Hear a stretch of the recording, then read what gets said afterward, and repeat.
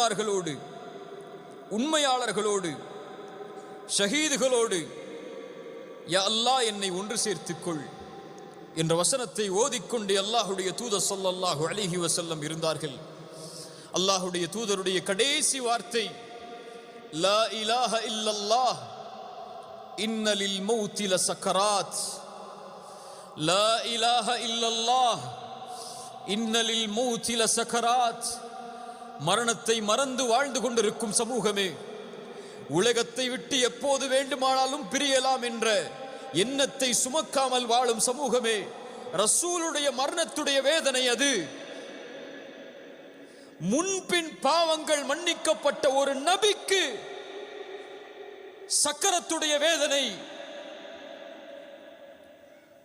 அந்த இறுதி வேதனை, தொண்டை குழியை உயிர் அடைக்கக்கூடிய நேரத்தில் அந்த வேதனையில் ரசூலுல்லாஹ் அவதிப்படுகிறார்கள்.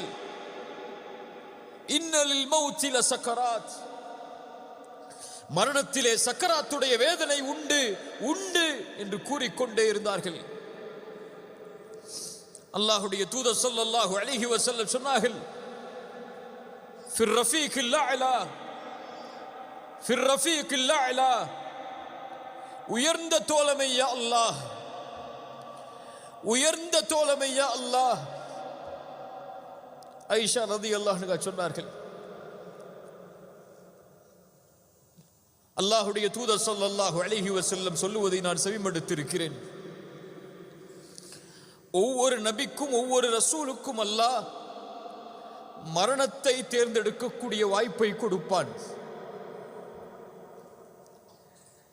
அவர்கள் விரும்பினால்தான் அல்லாஹ் இந்த உலகத்தில் இருந்து அவர்களுடைய உயிரை கைப்பற்றுவான். அல்லாஹுடைய தூதருடைய அந்த நிலைமையை பார்க்கும் போது அறிந்து கொண்டேன், ரசூலுல்லாஹ் தேர்ந்தெடுத்து விட்டார்கள் என்று. லா இலாஹ இல்லல்லாஹ் ஃபிர் ரஃபீகில் அலா என்று சொன்னார்கள்.